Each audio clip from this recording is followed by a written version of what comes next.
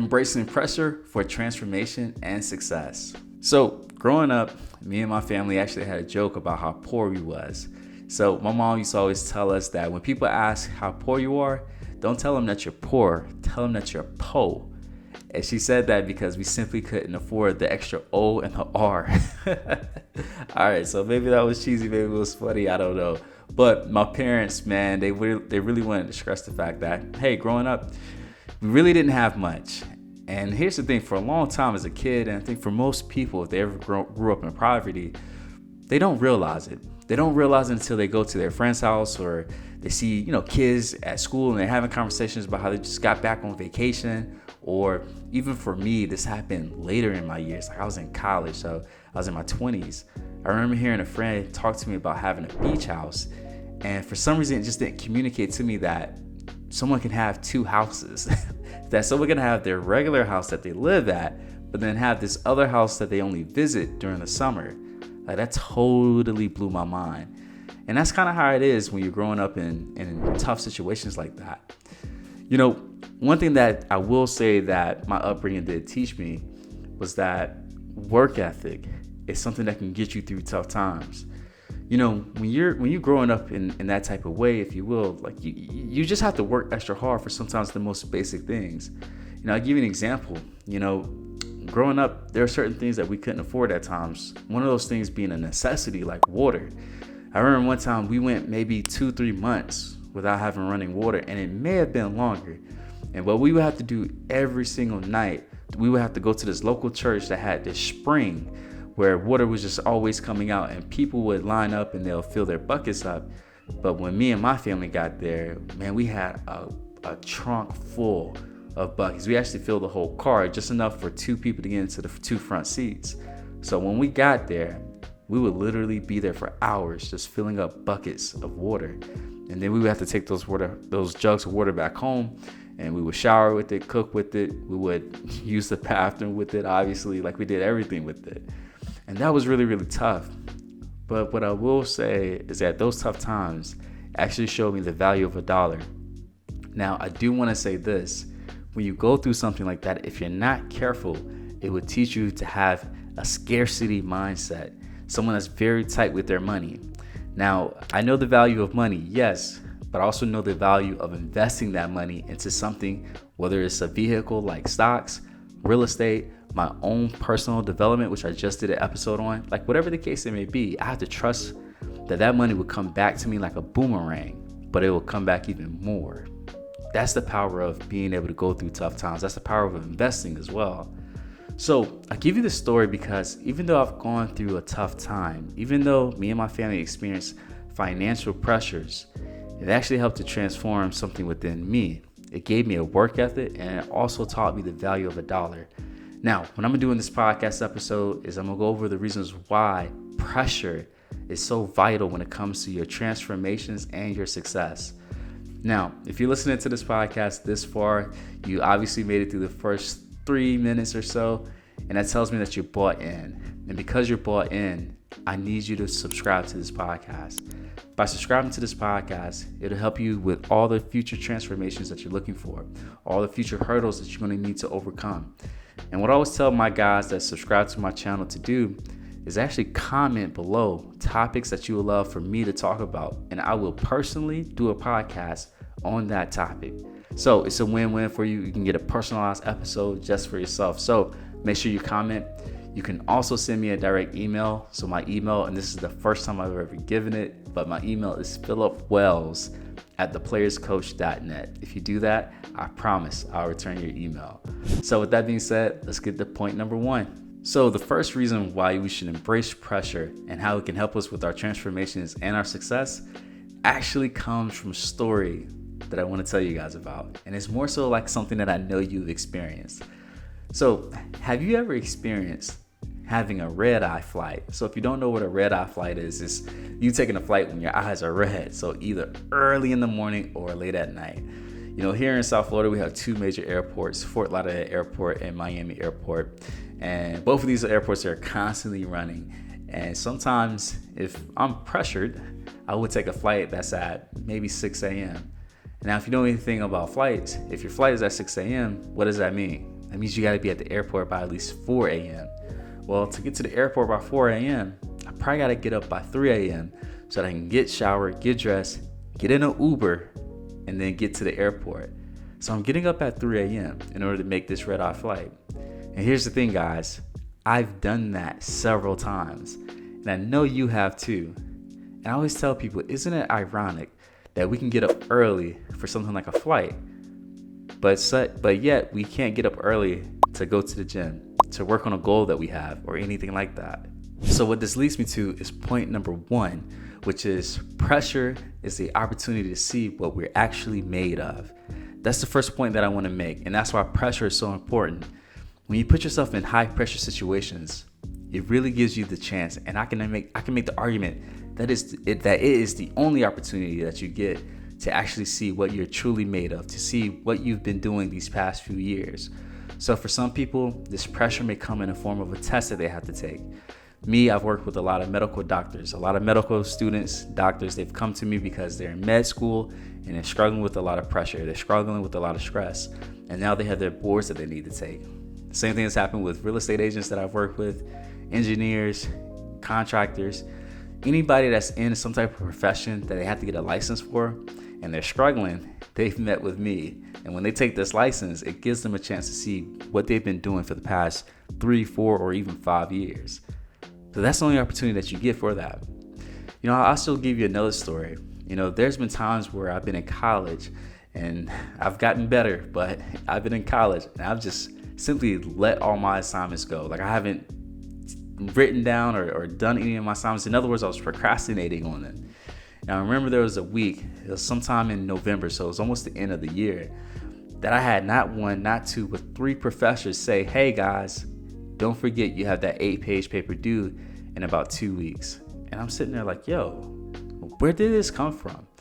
And just as a side note, guys, my freshman year was absolutely horrible. I had a 2.1 GPA and I had to quit the track team because I was doing that bad in school. So I remember looking like, yo, like how did I let 3 8-page papers stack up on me like this and I didn't even know? So I'm sitting there like, geez, I gotta do something. And I remember one night, and actually it was 2 nights, I pulled an all-nighter. That means I simply stayed up all night working on these projects, working on these papers. And that was something that I've never done before. And for a lot of people that's been to college, the first time you probably pulled an all-nighter was probably when you were in college, when you was forced to study for an exam or study for some test or finish some paper that you were struggling to do, that you were procrastinating on doing. This is when we were able to see that, we actually have the power to rise whenever the time is called upon us. And that's what pressure does. Pressure will actually push you to show up when you need to show up, thus guaranteeing your success. What I want you guys to start seeing as tests or even challenges, I want you to see those things as actually opportunities. That's one of the biggest things that I used to see people mistake. They will see something as a challenge and see it as something hard, something that's impossible, something that they should avoid. But in actuality, every challenge that you're facing is actually an opportunity to get better. So I want you to treat it as such. And also, this is simply why teachers have tests. It is literally to test your knowledge and that pressure, right? And here's the thing, like when you're in college, school, grade school, whatever it is, your tests typically outweigh your homework assignments and all that other stuff, right? So they wanted to really push you and put pressure on you to see what you're made of, what you learned throughout the course of that year. So again, point number 1, the same reason why you're able to get up for those 5 a.m. flights or those 6 a.m. flights or pull an all-nighter because you forgot a project that's due. The reason why is because pressure is the opportunity to see what we're made of. When you're pressured, it's going to push you. So don't avoid that pressure. All right, point number 2 as to why pressure is important for your success and your transformation is that simply pressure terrifies your competition, which makes your success easier to accomplish. Now, for me, it took me a long time to get this one. It took me a long time to really understand what pressure meant in this sense. Because when I saw something that was hard, I would think, man, I should probably just find something easier to do. But guess what? 99% of people that are going through that same pressured route, they're thinking the same thing and they're doing the same thing. So in other words, 99% of the people are also choosing the easy route. What's funny is I have a client who's a wholesaler, right? I have a few clients that are in the real estate game, and they are all at different stages. But what's interesting is that when they come across something that's hard, they'll naturally tell me, hey, coach, it's tough. I'm thinking about maybe, giving up on this, right? Things like that. And what I tell them is that if it was easy, everyone would be doing it. If your goal is to make $1 million, if your goal is to retire early, to have financial freedom, trust me when I say it's going to be a little difficult. If it was easy, everybody would be doing it. It's the reason why you have people that are in the top 1%. It's because they're doing things that the other 99% is just simply not going to do. It's very interesting. I have a few people that's also in sales, and it's the same thing with them. Whenever they find themselves getting rejected or just simply not having the outcomes that they're looking for, they start to get down. And I would tell you, getting down is actually okay. Quitting is not okay. So what I want them to do and what I tell them to do is I need them to focus on just getting one more call, making one more action towards this goal. I just need them to push themselves just a little bit more, because what they're going to see is that when they've won, when they've accomplished that goal, they'll see that, hey, all that stuff that I went through was actually worth it. But if you quit before you get the outcome, what you're going to do is you're going to confirm a negative belief that you had at the beginning, which was, I wasn't good enough, or something even worse, this is a scam. So if you're in wholesaling, which I have a client that's doing, or if you're selling some type of product, it can be, insurance or what have you, or selling cars or selling courses, if you will, there's a chance that you're taking a course or you join a membership from someone that has done it, or someone that has proclaimed that they've done it. And what may happen is that because you quit, it may confirm that this course, this mentorship program, or being coached is a scam, and that will stop you from getting future coaching or purchasing future classes that could actually help you on the next goal that you're going to set for yourself.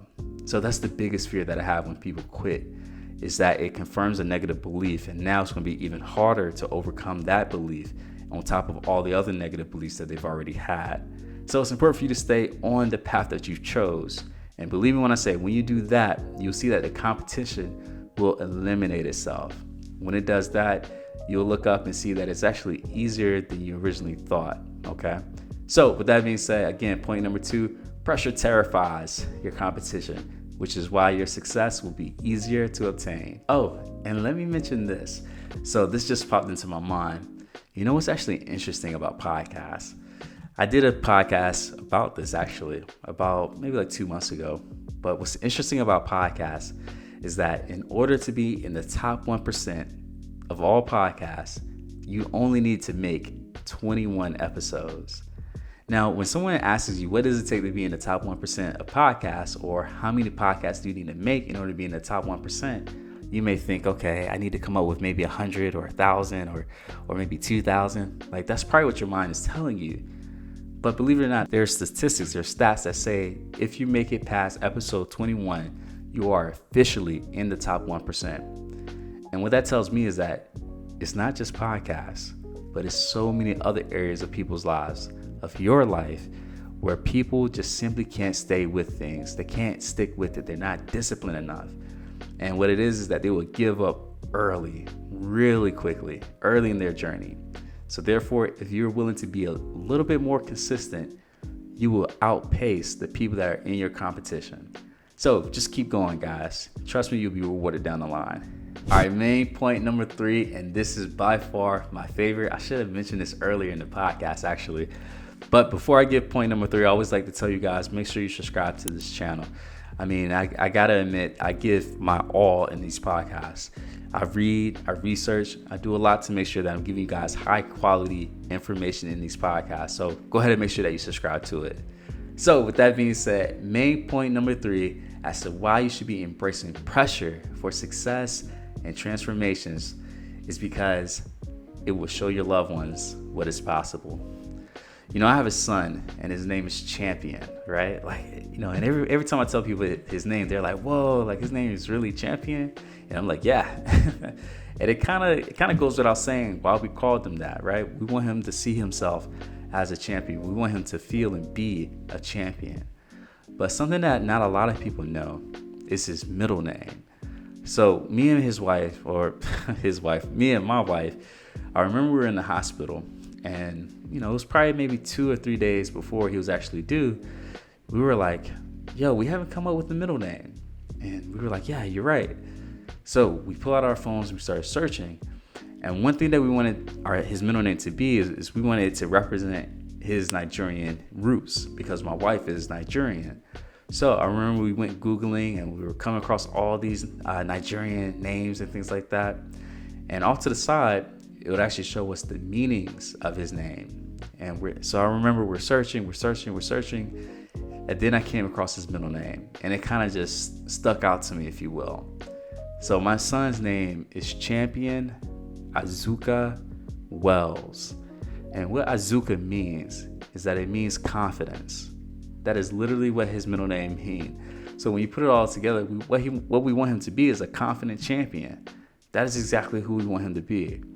And in order for him to be a confident champion, I, as his father, need to model what does a confident champion look like. And a confident champion is someone that is embracing pressure. They're doing all the hard stuff that other people aren't willing to do. What's funny is I tell people, man, what's hard? Getting up at 5 a.m.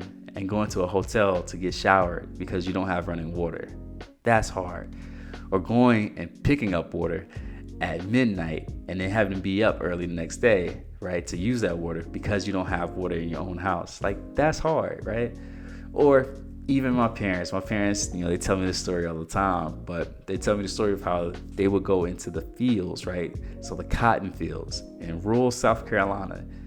And in a day, they would pick 100 pounds of cotton. And during that time, money was different. So they got paid 2 cents per pound. So they would work all day picking up 100 pounds of cotton for only $2. That is hard. But hearing that story from my parents, it actually inspires me not to be afraid of hard work. About me telling my son all the things that I've gone through and even modeling these things, it shows him that hard work and pressure isn't something to avoid, but actually something to embrace. And I can't think of any better gift that I can give my son other than showing him that he should embrace pressure and how it would transform his life. So that is the ultimate reason why you should be embracing pressure. It's because it will inspire the people that you love. It will show them what they can do when they push themselves, when they test themselves. It's ironic. You have these families here in America, but also in other parts of the world, where one person made a decision to change the lineage of that entire family. And I'll give you a few names. So the first thing that comes to my mind is the Rockefellers, right? Like the Rockefellers is, super, super rich, right? Super multi-billions, right? Another name that comes to my mind is the Walton family. So if you don't know who the Walton family is, they're the people that own Walmart, right? So again, multi-billions, right? Even the Buss family, so the owner of the Lakers, right? Like that family has passed down ownership from the dad. I believe his name was Jim Buss. Then it went to his son, and then I think they fired his son and gave it to Jeannie Buss, who is now running that organization, so the Los Angeles Lakers, right? And then obviously you have other families like Jay-Z and his family, right? The Kardashians, which is a great example. So all these things happen, and the Kardashians was actually started by Rob Kardashian. It wasn't by Kim K and the sex tape, right? But Rob Kardashian was a very esteemed lawyer during his day. He actually represented, or was one of the lawyers that represented O.J. Mayo. So what I'm trying to say is that if you decide to be that one person that's going to embrace pressure, you will change the entire lineage of your family. So generations. And I can't think of a better way to leave a legacy. So with that being said, we're going to summarize these main points as to why it's important to embrace pressure for success and for transformations. So the first point that I made is that pressure is an opportunity to see what you're made of, okay? That's why we get up early and we're able to make it to those 5 a.m. flights. The second one, pressure actually terrifies your competition, which makes success easier, and I can even say likely, for you to obtain. All right, so pressure terrifies your competition, which makes it easier for you to be successful.